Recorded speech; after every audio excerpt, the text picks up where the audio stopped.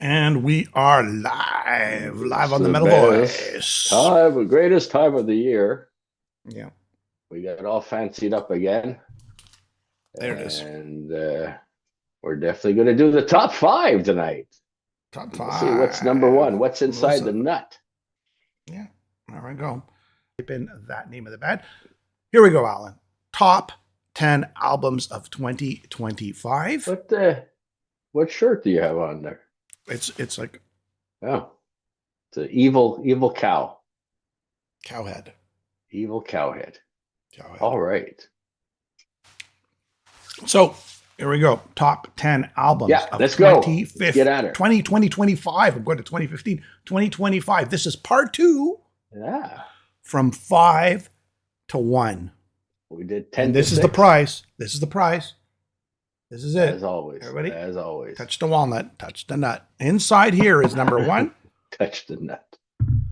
And Neil Turbin will be joining us to give us his top three as we hit our top three. Also, Where Kenny Kessel will rejoin us to give us his top three because I shut him off last time. I didn't give his top three. So he's going to make his top three. Yeah, he us. had top three concerts. We'll do the top three albums. So Yeah.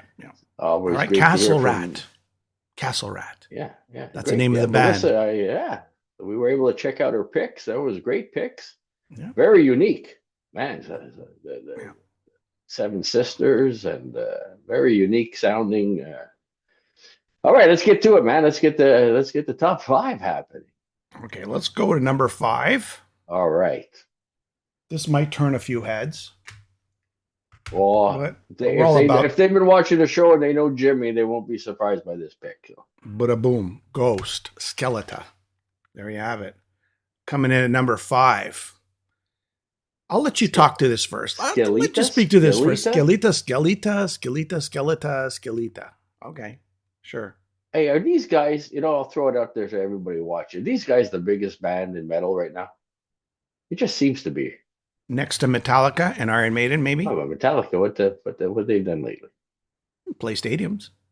Yeah. Just talking. Second best. They're always fun to listen to, but my takeaway from this album, super clean production, right? The guitars are like hardly any distortion. You can just hear every instrument so clean, and it's a super poppy, right? They're just, I'm listening to like Cenotaph. That's like the Monkees meet the Sabbath's Children of the Grave. But throw in the Monkees playing Children of the Grave by Black Sabbath, and they have Cenotaph.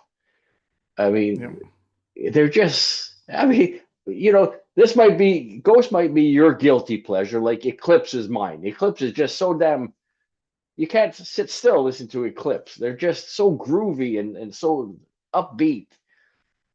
So, I mean, you can expand. I mean, this is your choice. I'll expand. Skeletor, the 6th studio album by the band, always hooky, melodic, smooth, solid production.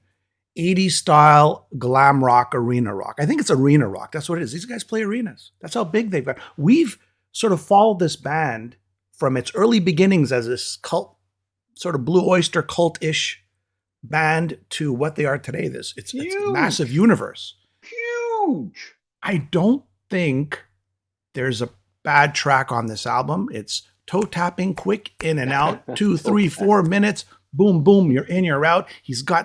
Tobias has got such a distinct tone, but I would say out of all their albums, this is the album that has the most hits. I don't think there's any fillers on this album.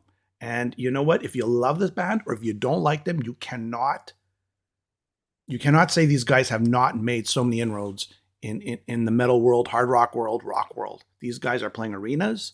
They are the talk of the town. Everybody's dressing up like them. And they managed to sort of not only get the male audience, but they've actually managed to get the female audience. So that's why they've become so big today. I think it's probably one of their best albums. There you go. That's number 5. That's Jim on Ghost. And we're getting, Jim is saying no leper colony.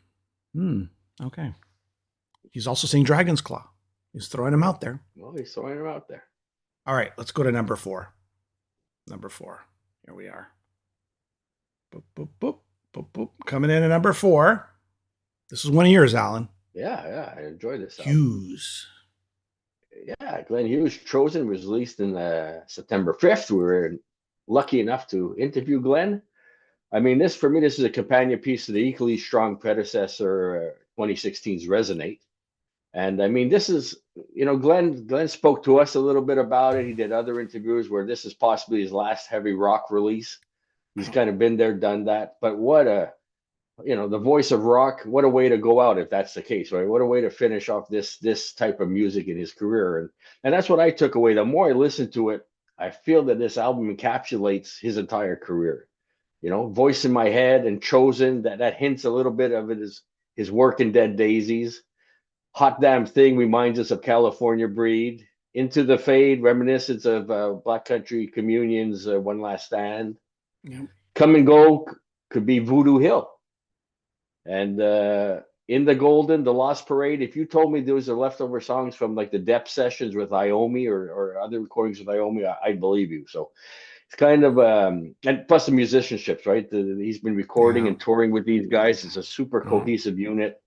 Great musicianship. Soren Anderson's guitar work is exemplary, and what a great sound and some wicked guitar solos. And of course, you got the voice of rock on top of it all with another strong set of songs, I should say. I think I'm more of a fan of Glenn Hughes as a solo artist than I was with Black Sabbath. But listen to the Depth session. I do like him, of course, with Deep Purple. No question there. But this is bluesy, groovy, heavy. It's got just like a heavy backbone to it.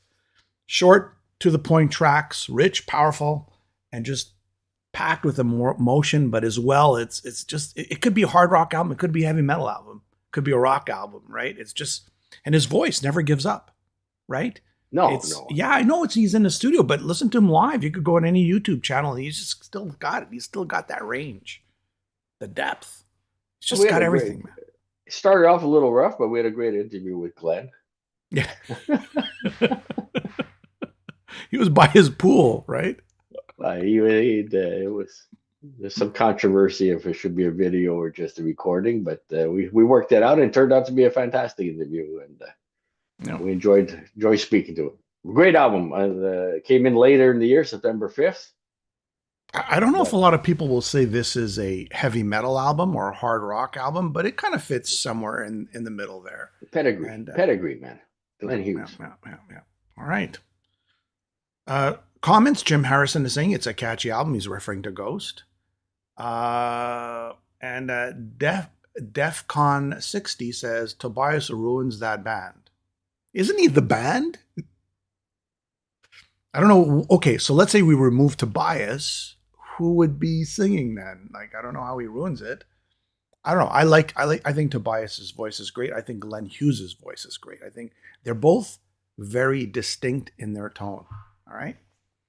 Okay, let's move on along, and we're going to have Kenny and Neil join us shortly, but let's hit our number 3.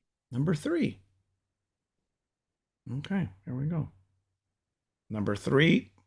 This was a tough one for me, Alan. Like, I know, you were flip-flopping there. You were flip-flopping. Flip-flopping a lot here. It's Testament Parabellum.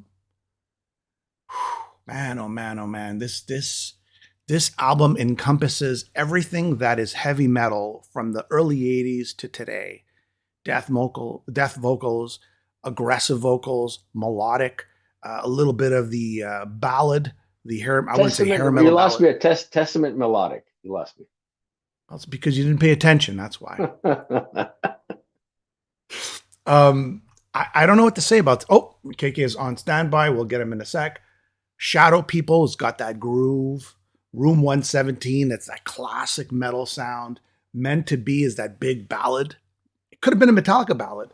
And Havana Syndrome, pure thrash, technical thrash. This album might be, and I hate to say this because I always say this. You always say this. I always say this. This might be one of their best albums. Yes, there are time will only tell, right? In 20 years, you'll know if this is one of their best albums. But I truly think. What about 20 days? 20 days. 20 days. I think this album captures the legacy of Testament, also the new frontiers of Testament and where they're going. Ooh. So yes, we remember the best of, but there is a little bit more of a contemporary sound to them, contemporary metal, and that's where the death metal and the technical stuff come in. So hats off to them. Testament, Parabellum, any thoughts? Yeah, I mean, everything you said, I agree with.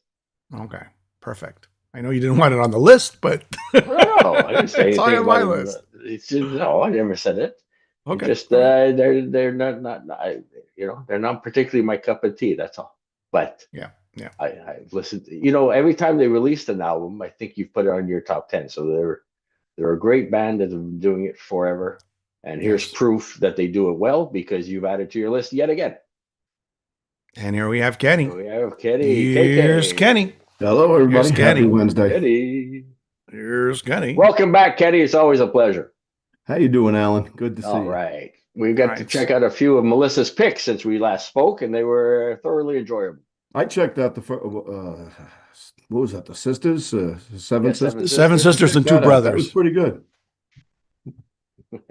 All right. So, Oh. Kenny, we only had your top shows of 2025, but we did not have your top 3 picks. So we thought we'd bring you on For to sure. give you justice and tell us what you think about your top 3 picks.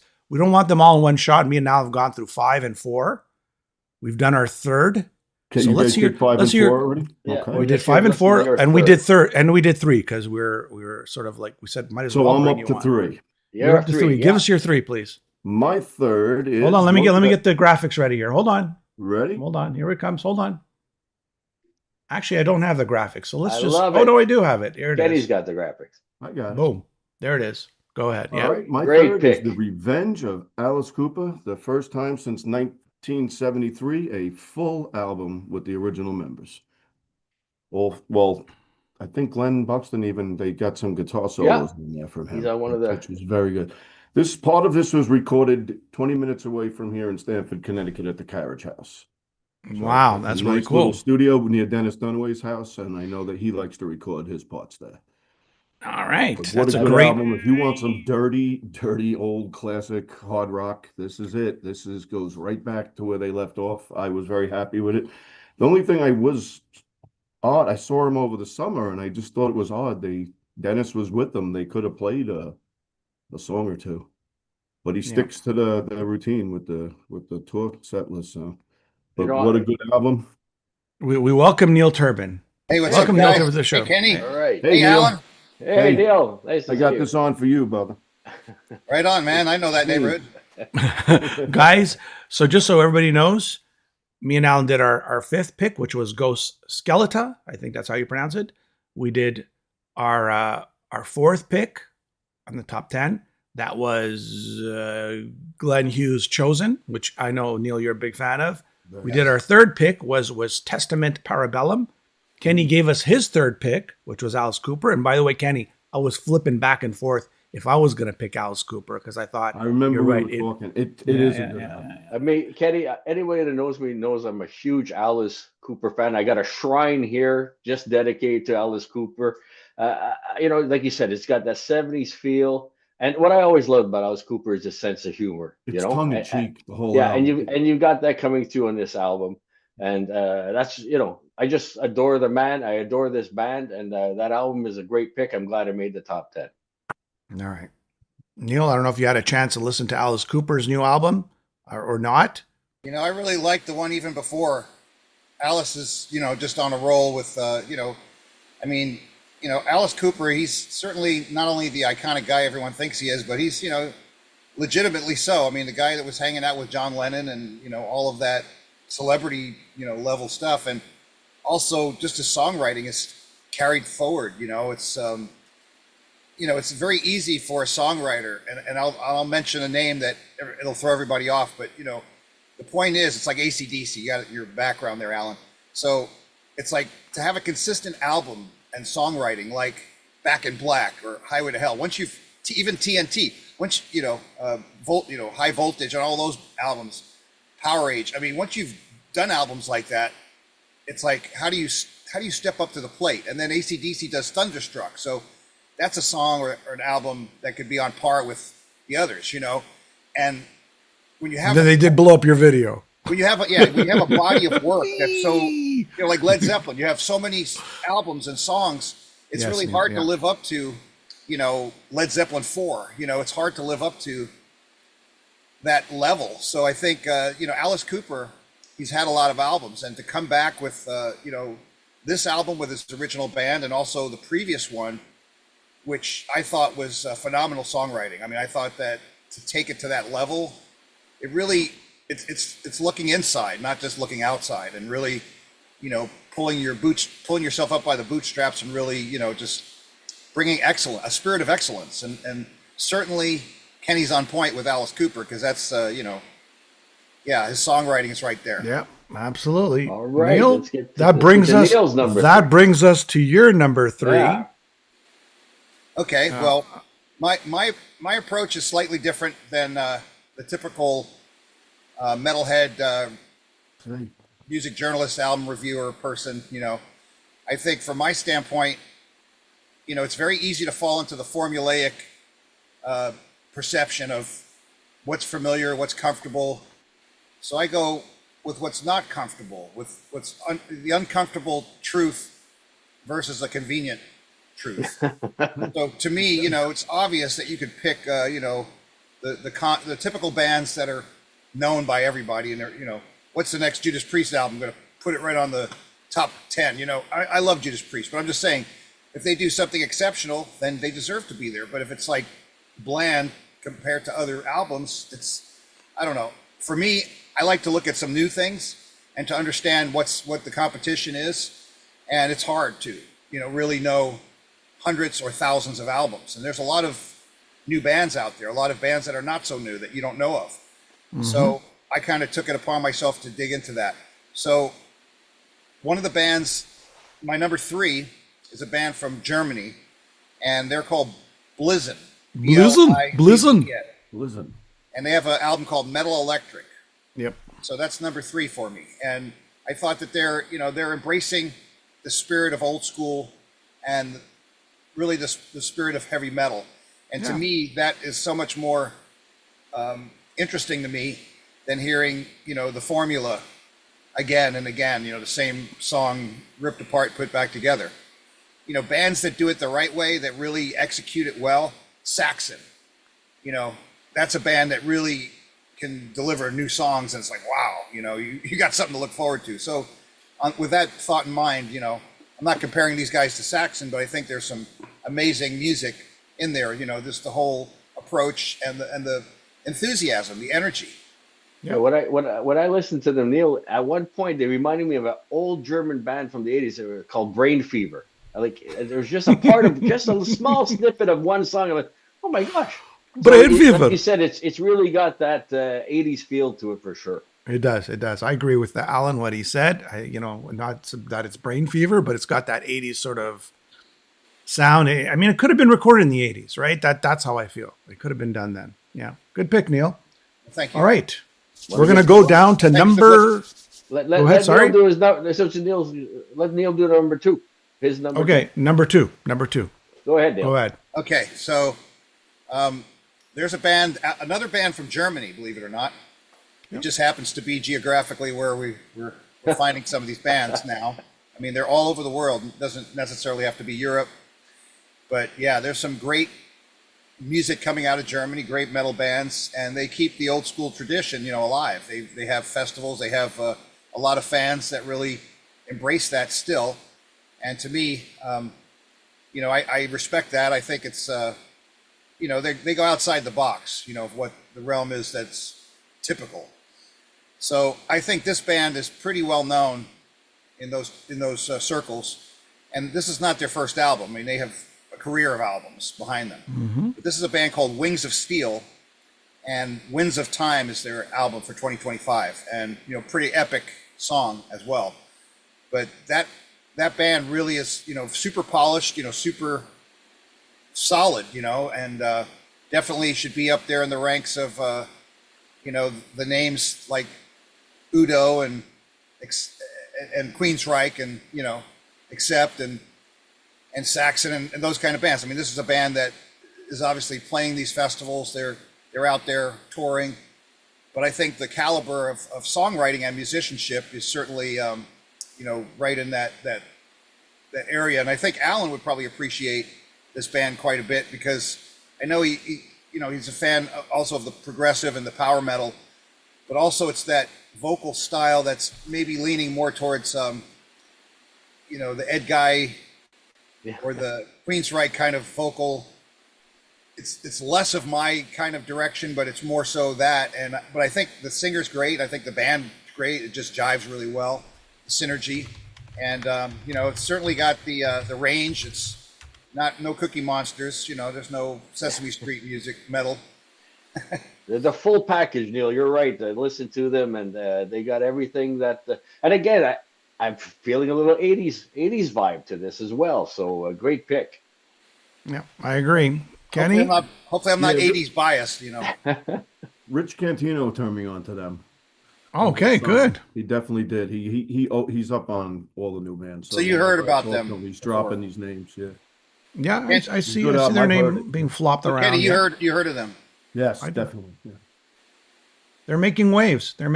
Kenny, we're going to go to your number two. Let me get it ready here. Okay, right. Go ahead. My number two is A to Z. Squared. Second album. My friend Jimmy Waldo and of course the Zonders on there, and Ray Adler. Wow, he kills it. But this album, this is another one we've talked about. You could put it on start to finish and just leave it on and let it go. Standing in Place, some of the highlights. I love Running in Place. I love that one. It's just it takes place right after where the first one left off. So if you were missing Fate's Warning, you're saying, oh, they're gone in there and everything. But this is the next best thing, I would think. But this album, I was lucky enough to interview Mark with my friend Jim on the radio right when this came out, and we enjoyed it. We played most of the album, and he talked about every cut. So I really enjoyed it. I hope you guys did. And yeah, I mean, Learning to Fly, Fire Away are my two faves. And again, it's an album. When it came out, we were lucky enough to interview Mark as well. The drumming's fantastic on this, Ray's voice, and so I listened to it, kind of put it away, and then when I saw that you chose it, I went back and re-listened to it, and I'm like, oh my gosh, yeah. And these two guitarists, I don't know who they are. I mean, they found some. I don't think they're from the first. I think they changed out the guitarist, or at least one of them. Yes, if I remember the interview, that did happen. Yeah, because they wanted to have somebody that was able to. It's a good band. It's right up there. Yeah, if you like, great pick. I think it's a great pick too, Kenny. When I saw your picks, I go, "Wow, it's another solid one." I'm not going to pick it because I know you're going to pick it. But great job. Yeah, great job to the band. A to Z. I love the album covers too. There's always A word. There's always an A word and a Z word going too, huh? AZ squared. Yeah. AZ squared. This is right. I guess it's 2. Yeah, it's squared. That's why it's 2. Okay. Alan, where are we at? Number 2? Number 2. Neil, we did your number 2, right? Okay. So we're going to do me and Alan's number 2. Alan, I'll let you introduce this one. Like we said, we were supposed to do 10 each. My back end from 10 to 6, I had all kinds of new bands. Because I like Neil. I want to listen to new stuff, something that's a little different and unique. But I mean, here's a legend. I got to put him on here this year because the album was just so unique sounding and so much different than what he's done in the past that I think. I went with Dirkschneider and the Old Gang, the album Babylon. From October 3rd, 2025 was a release. We interviewed Udo and Sven way before this came out. I mean, this is a whole new entity, right? The Old Gang. There's more variation, I would say, than regular Udo albums. The female vocals, it's Ella Biebert. She has a completely different dimension to this. So, and there's a lot of variations. There's Strangers in Paradise. She shines on that. The Babylon. It's completely unique sounding. I don't think he's ever done anything like that before.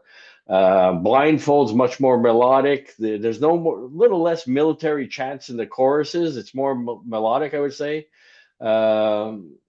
Beyond the End of Time. There's even a slight Princess of the Dawn feel to it in the intro. So it's just an album that every time I listen to, especially the lead off single, that song stuck in my head for the rest of the day. It's just so catchy. I felt that it had to be on the top 10.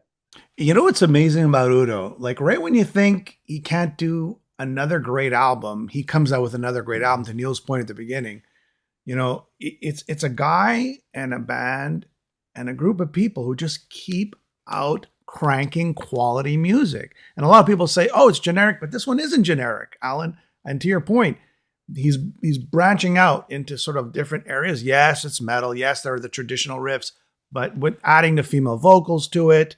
And actually, this is more accept than accept. And remember, Jim, it takes two to tango. It takes six to rock. Six to rock. We got four tonight. We're missing two. Udo, Peter, Stefan Kaufmann, and I guess Sven, right? That's like three accept members right there from the classic era. I don't know, man. That's pretty much accept. Could this have been an accept album? Yes, I think that could have been an accept album. Yeah. I don't know if Neil, if you get the chance to listen to it, Dirkschneider, but I actually haven't. I skimmed, so I didn't really get too deep. But I think that you, like Alan was saying, that Udo's kind of in his own right, in his career at this point, and branching out into other avenues, kind of embracing some other ideas and sounds, and having the female vocals, I think is actually brilliant. I think it lends itself more to the live show and having a bigger production, more things that are unique, in a show like that, since he's playing those kind of shows a lot. So, touring and playing festivals. So, I believe that it's an evolution that we should embrace for Udo, and I think it's great because at least it's not everybody trying to play Restless and Wild, right? It's it's a lot more than that, and I think that's where you want to be as an artist, to really kind of step into your own shoes and be able to stand on that and shine in your own light, and not kind of like the Kiss albums when they did the solo albums, right? It's now they're focusing on a specific personality. It's not Kiss anymore, right? It's this other thing, like Ace Frehley, Rest his soul. What a brilliant thing to have that solo album, and it shows us a different side of him, that we all wanted to see, right? So I think for Udo, it's kind of sort of like that, we really see a different side of Udo versus the accept side. It's interesting because that's why, and just a final point on this, that's why he calls it Dirkschneider, right? Because when he wants to, when it's Udo, it's more like accept, but when he goes Dirkschneider, that's when he sort of veers off into other paths. And I guess the audience is a little more lenient to let him veer off on those other paths because it's a different sort of project altogether. But I think it's great, Alan. It's a great pick. At first I was questioning it. I go, I don't know. But then as I listen to it, I go, you know what? This is probably the under the radar album of the year, where I think a lot of people really didn't dig into it as much as they should have. How's that? And it's smart for him to call it Dirkschneider from that standpoint. Really gives us a different channel, right? Yep, exactly. So Neil, Neil's number one now. Neil's number. All right, Neil's number one. Let's get ready for Neil's number one. Let's get the graphics going. Okay, Neil, go. Okay, so just before, Jimmy, that I announce the number one, I just want to put this one little. No. I know where you're going with this. No, I know where you're going. We'll get to it. After. But then nobody wants to hear about it after you tell them the number one, man.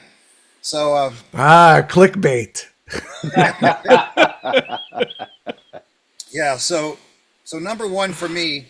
Yes. Is a band that's from Indonesia, and we look far and wide. We considered all the different bands out there, and to me, giving a band a chance is one thing, and a band that's kind of coming to their own, that has a sound. There's that band that's out of India, Girish and the Chronicles. An outstanding band that what a voice. Everyone's on the bandwagon now, but I like that band back when they first came out with their first release. And, I said, this band is a band that really has promise, and they're a frontiers band, but they were, so you expect the melodic sound, but they were really, they had solid, heavy, good songs. They sounded good. The singer sounded good. So to me, this is a case like Girish and the Chronicles to a certain extent. There's some similarities, but actually in this case, the band Tumangang, if I can even pronounce it right or spell it right, Back on the Streets. So they remind me even of Loudness in the earlier days. So they have an element of that. So to me, that's exciting to hear, a band that's not just trying to be Guns N' Roses. They're not just trying to be, the flavor of the week, this week or this month. They're not just trying to sound like Taylor Swift or something. Whatever is selling. I think this band has, definite roots, and the stuff that I'm hearing come out of the speakers when these guys are playing these songs. I mean, there's certainly elements of old school metal. So I guess again, the '80s metal effect is in full effect, but also, there's Judas Priest, the Twin Guitar Attack type thing. There's, great riffs that they have. The singing, I think, is much improved from their previous release, and it's much improved in the sense of maturing. That's what I'm trying to say. Because some of these bands, some of the younger bands out there, some of them sound immature at times, right? Some of them, they sound like they're getting there. They have potential, right? But I think this band is coming to their own with the sound they have, and I think it's they've been doing it quite a while, so it's really an evolution. For me, I really think this band deserves the attention, and I think you're not gonna see other music critics out there picking. They're gonna pick the typical stuff that Loudwire and The Metal Voice, Metal Injection, all the ones out there. Yeah, the Metal Voice. Everybody is picking similar.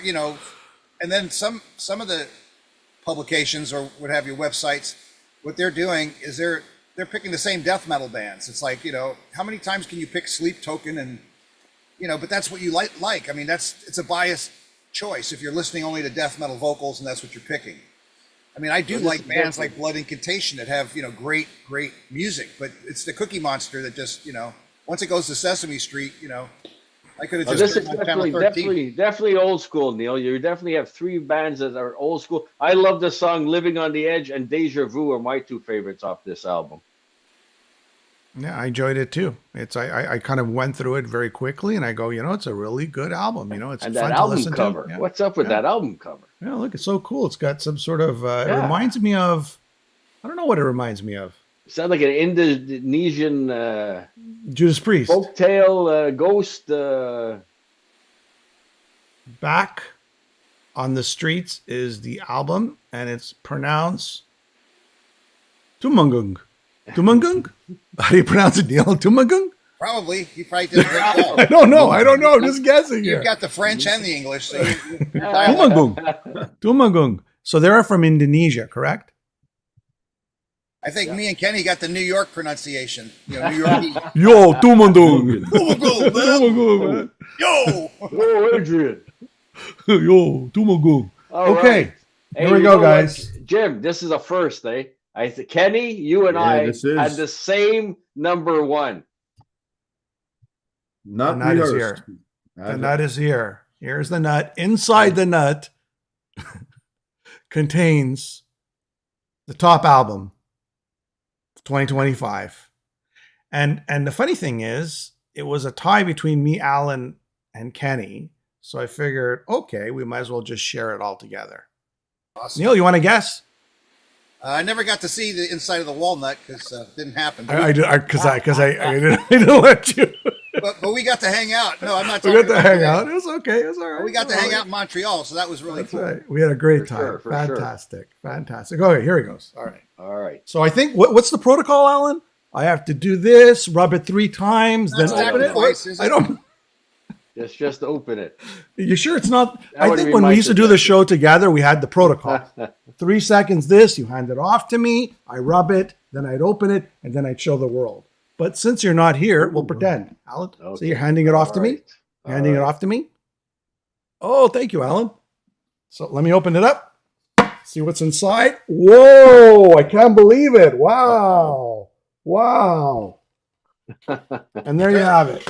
Guys, it's been a long year. Helloween, Giants and Monsters. Look at that. There you go. There's a vinyl. LP. Look at that. Look at that. So that was our pick. Released August 27th. This was an album I targeted for the album to beat the moment it came out, the moment we heard it, the moment we interviewed Andy Darris.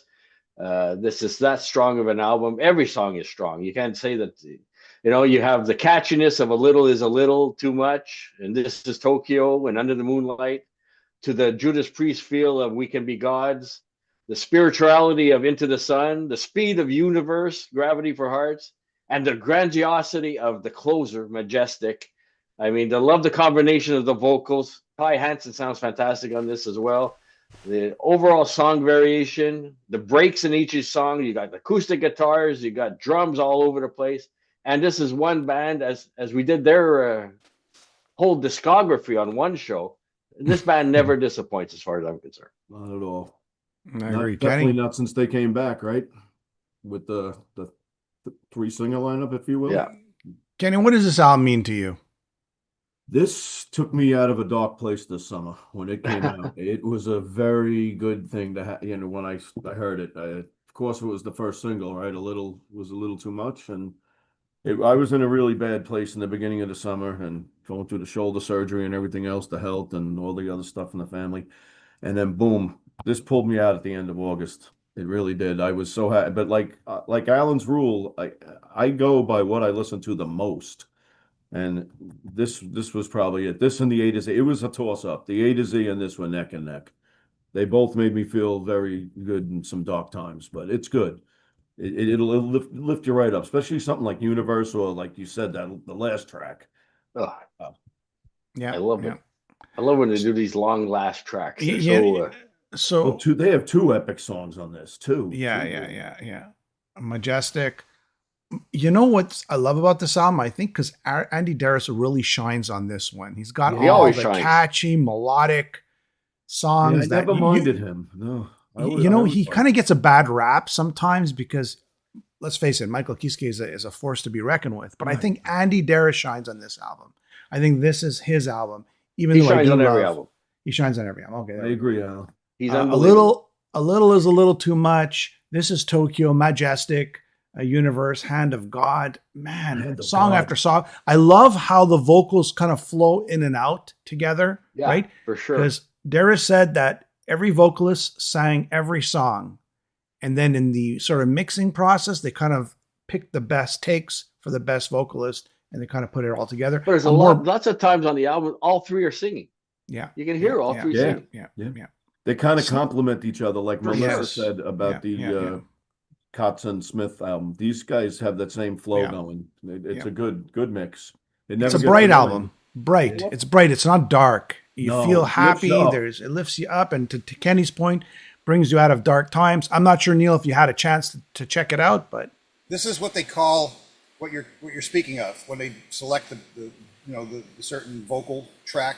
So it's called vocal comping. So even if it wasn't three singers, if it was one singer and you sang the song three times or you had more than those choices, recorded, and you're trying to get a certain part, so you take the best of those number of options that you have, whether it's 3 or 2 or 5 or 10, and then you comp the track together. So that's pretty much the same process if you're a single singer, but they did it with all the singers, which I think is brilliant. And it's certainly a different approach when you're combining vocals. You're going for the best performance, so that's ultimately, the way to do it, really, if you're doing it for one singer, let alone 3. But that's a great standard to set. And yeah, I'm very familiar with Helloween. I have not spent a lot of time with the new album, but I kind of gravitate towards the things that speak to me, So Helloween is certainly, a great band for me, but I appreciate, maybe a different kind of some of the different metal bands, in the subgenres. It's not like I listen to pagan metal or Viking metal or troll metal or whatever. You have death metal. You pick you choose your battles. Which one are you really into? What's you already know what you like. I mean, that's what restaurant you want to go to, Jimmy, right? I brought you to them. Yeah. We'll give Neil a chance to do his honorable mention. I know he's dying to tell us one more. But wait, maybe Kenny. But before Neil, how about Kenny? Kenny, you want to toss in an honorable mention? We didn't get you. Sure. I haven't seen them, but I heard them a lot. My friend's father passed me the CD. Them Damn Kings. Oh, They're them up and damn coming. Kings. They're from New Jersey and Atlanta. They're split. The drummer's young. He's my friend's son, Cooper Hughes. My friend Joe Hughes' son. Coop. It's an amazing band.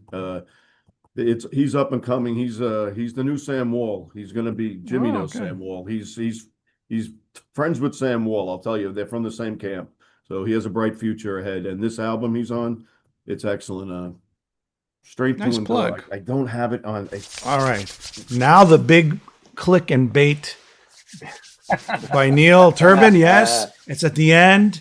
The album that you've been waiting to speak about. Well, Tell us, Neil. Tell us. Sometimes you're limited when you only have 3 selections, so you got to think about everything. You got one honorable mention, and it just kind of makes it very tight. So you know what he's going to do, Alan. You know what he's going to do. He's going to start off with this one honorable mention, squeeze in a second one, maybe put a third one in there, go 4, and then he's going to go to his last one. No. But there is an honorable mention and there's a dishonorable mention. Okay. Oh, geez, okay. So it's just dishonorable number. So the real honor, the special honorable mention really goes to a band, which I'm trying to see if it's on your wall there, Alan. But I got a whole shrine. If it looks like it's AC/DC. I got a whole shrine dedicated. I would think it's got to be there, maybe just not in the shot. But it's the album that just came out recently, First Day Buyer. Thin Lizzy, 74, 75, Nightlife and Fighting. And what's special and unique about this album, I mean, they've been putting out these box sets for Thin Lizzy, consistently year over year. I guess they're probably running out soon. So it's a really great opportunity to hear and see and own some of the material that's never been released. There's, certainly a live show on that album that's very hard to come by in the quality that it is. So it's an amazing thing that's on there, and from that era, and that's really pre-jailbreak time frame for Thin Lizzy when they were crafting these songs. Getting to that point, there's demos with Gary Moore. There's, the song Cowboy Song, for example, before it was called Cowboy Song, the Derby Blues. So I mean, you're seeing the evolution and kind of the creative process for Thin Lizzy, and to me, that's an exceptional thing. So hearing the demos, hearing outtakes. I had the great honor and pleasure to interview multiple people from Thin Lizzy, but from the old Thin Lizzy, I've met everybody except for Phil, for the most part, from the Live and Dangerous lineup, and I had the opportunity to interview Scott Gorham. So it kind of reflects back to that interview where you have discussions about G.I. Joe and the song "Boys Are Back in Town" and some of these other titles, these working titles. And as an artist myself, sometimes we go through process where we're using a working title and it's not really the mature level of the song yet. So you're, G.I. Joe or, the Derby Blues. I mean, these were some of the most iconic song 3. Yeah. The most iconic rock, one of the most iconic rock songs, "The Boys Are Back in Town." So from G.I. Joe. So on this That's album. the other box set. Talk about this box set. Yeah. So you have the I saw it coming, Alan. I saw it coming. He's coming in there. You got the Derby Blues, and you got, these other tracks that kind of give you a sense of, Gary Moore's involvement and, when they're demoing these songs. It's just really, the caliber of what they were putting out in those days. It's just, to me, it's Phil Lynot's such a poetic guy.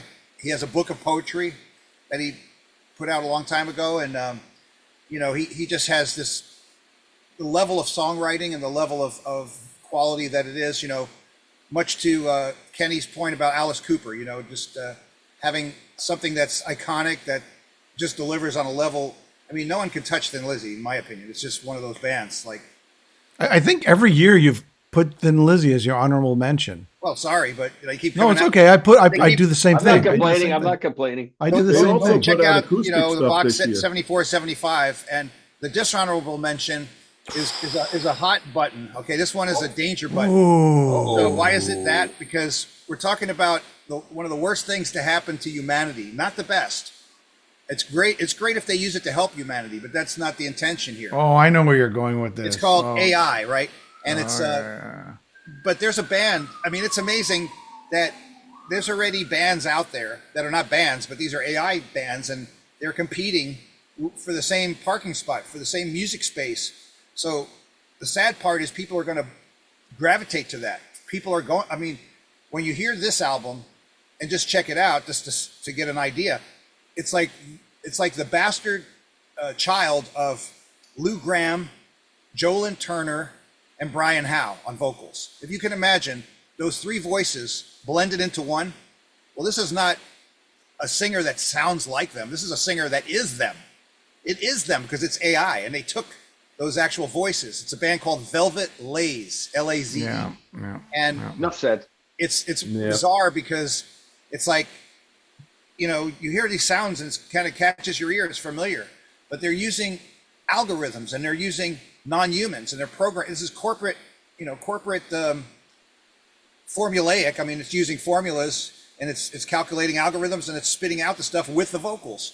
So it's like, is that going to replace music as we know it? Not for me, because let's see him do it live. Let's see him connect with the audience. Don't go there. They're going to figure it out. They're going to figure it out live too, right? No, they're not. Were you going to put a robot up there? Put a Tesla robot? No, I don't know.